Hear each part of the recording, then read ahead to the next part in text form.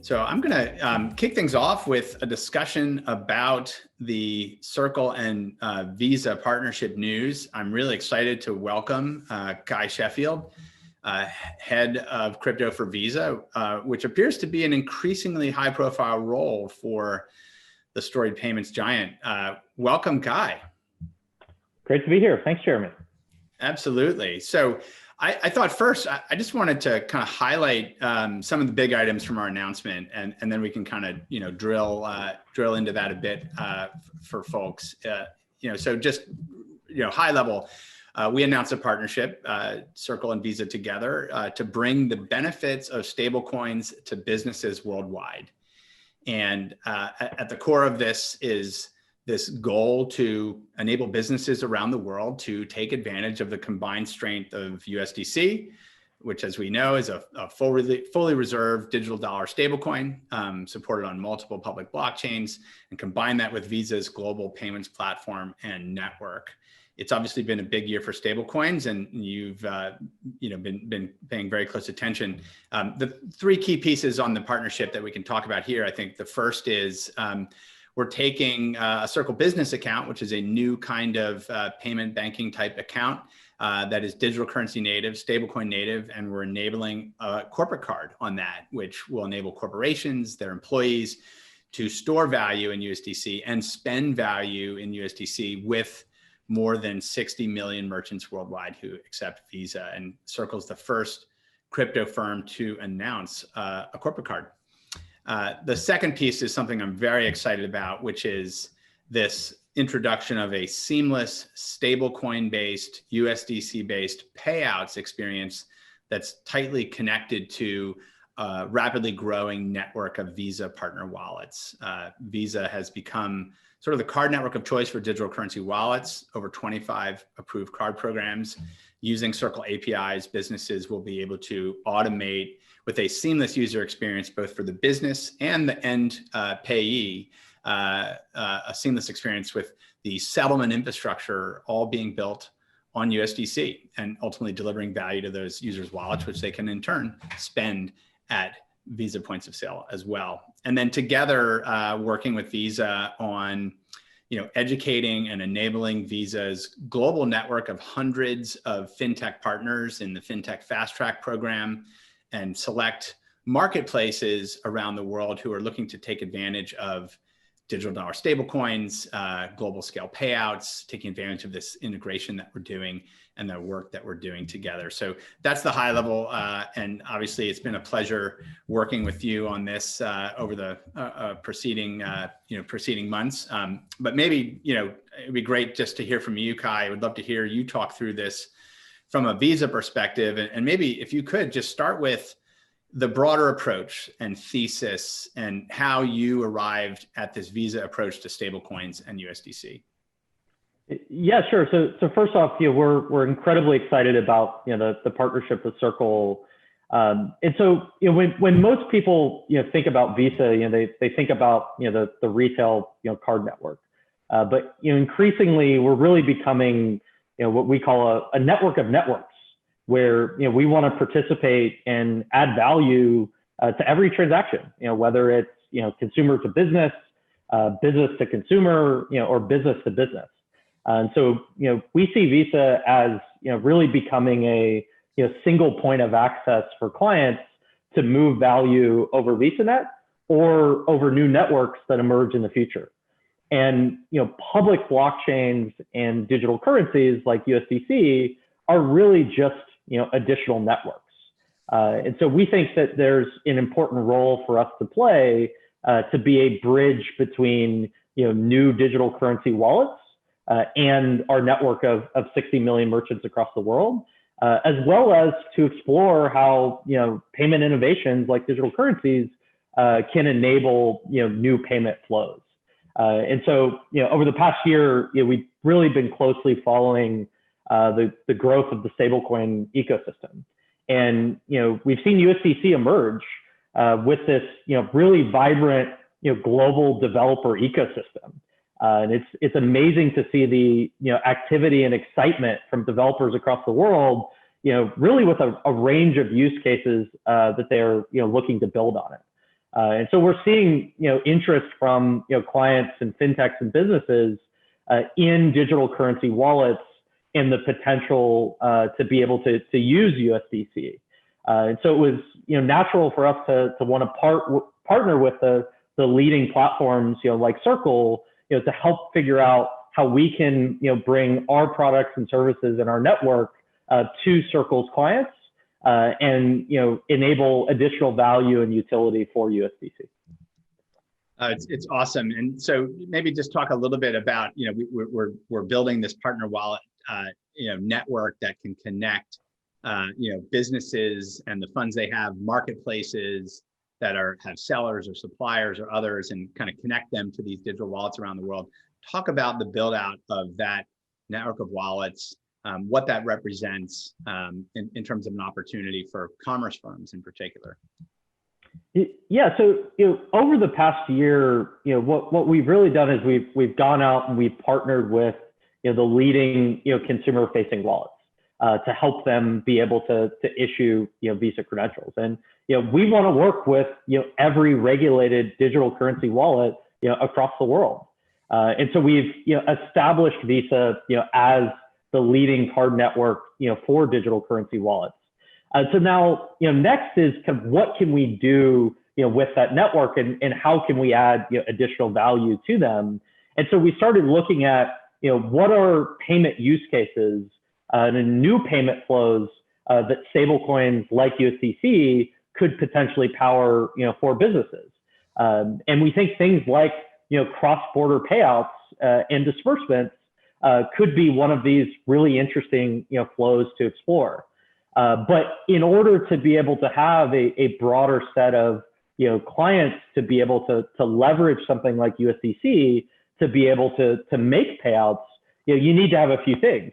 First, they need to have really good business-facing, developer-facing APIs where they can originate those payouts, and that's what we saw Circle's platform starting to provide. But then you also need to have endpoints where those payouts can be received. And so as we onboard the dozens of digital currency wallets onto our network, we want to help Circle's clients be able to identify, here are wallets that are kind of the leading wallets in each market that are approved by Visa to issue card programs, and then be able to initiate payments that flow over a blockchain in USDC to those wallets.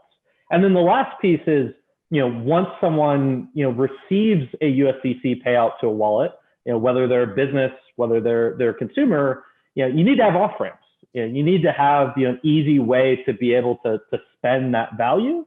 And so because of the work that we're doing with digital currency wallets across the world to issue Visa credentials, we think that if you can enable payouts to them, you have this easy way to spend USDC once it arrives. It's awesome and exciting. I think a little bit to talk a little bit more about the substance there, so people understand. So with this solution that we're creating to support this, what we're really trying to do is abstract away a lot of the complexity that exists for the average person or the average business in using something like USDC as a settlement rail. So I might be a seller on a marketplace and I've got a balance, and I want to receive my payment for my work that I did or for something I sold. I want to be able to just connect and link a wallet that I have, not that then becomes connected to this seller basically, and have the payment happen over a USDC settlement rail, but the user doesn't actually need to even know like which blockchain they're using. If the wallet happens to support a high-speed, efficient USDC chain, it could use that. They don't need to know about what public addresses they're using. It allows for a kind of seamless experience where they can link their wallet, receive the payout. They don't need to know about the plumbing, as it were. And what happens is the beauty of USDC is a nearly instant settlement at virtually no cost with global reach. And so that sort of under the hood will get abstracted away and made much easier for the end customer who's receiving that payout. Absolutely, and I think one of the fascinating things about public blockchains and USDC is they are really lowering the barrier to entry for developers to build digital currency wallets across the world. And so we're seeing hundreds of these different wallets emerge, and there's a really wide range of the level of compliance programs, the consumer experience, the cybersecurity of those wallets. And so we think that there's an important role for Visa to play to help to identify who are the wallets that large businesses and platforms could be comfortable making payouts to, and then be able to identify and leverage Circle services to be able to actually pay out to those wallets in USDC. Yeah, and we're obviously providing kind of treasury infrastructure that's USDC native that fintechs themselves could build on top of if they want to add support for that in their own products as well. So the big picture here, I think, as we talk about this, I think a lot of people when they hear Visa and stablecoins, they immediately go to, I'm going to be using my crypto wallet to scan a QR code at a Visa point of sale to use my stablecoin right there. We'll get there maybe at some point, but this is really about the not sexy, but absolutely enormous scale of business payments that happen in the world today. I think you shared some remarkable numbers with me about, business payments that happen with older forms of electronic money and what the scale of that looks like. Could you just talk about the scale here? Because I think it's really important. Yeah, so I mean, there's still over $120 trillion of B2B payment flows that are mostly made by check and wire transfer. So we're really interested to see if new innovative technologies like stablecoins can contribute to a trend of B2B payment monetization and to help digitize some of these flows. And so I think that there's a bigger opportunity to figure out how to solve some of these problems that businesses face for cross-border payouts that stablecoins could be uniquely positioned to solve than there is just as another way that someone can buy their coffee. And so Visa is both a way to pay and a way to increasingly get paid. And so we want to explore any new technology that can help with B2B payments in addition to consumer to merchant payments. That's great. It's a good segue into maybe my last question, which is talk about a little bit your vision for public blockchain based crypto bearer asset digital currencies. What can that look like? What does that look like at scale? How does that interact with VisaNet? Just a big picture view a little bit here as we think out in the coming years. Yeah, I think that the core innovation of digital currencies is they're not and fiat-backed digital currencies is it's not a new currency. It's a new form factor of an existing currency. It's a way to represent fiat as a digital bearer asset and be able to transfer that representation of fiat over a number of emerging new open source public networks. And so we think that Visa should be currency and network agnostic. And if we have clients across the world that are looking to use these new form factors and these new networks, we want to make sure that they can be integrated into the existing payment system in a secure and convenient and compliant manner.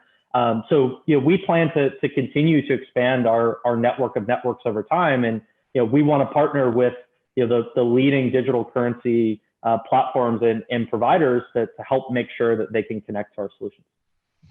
Well, it's truly tremendous, Cuy. It's been wonderful putting together this partnership with you. Very excited to see what we can do together and grow USDC use cases. Thanks again, and thanks for joining on the show today as well. Thanks for having me. Absolutely.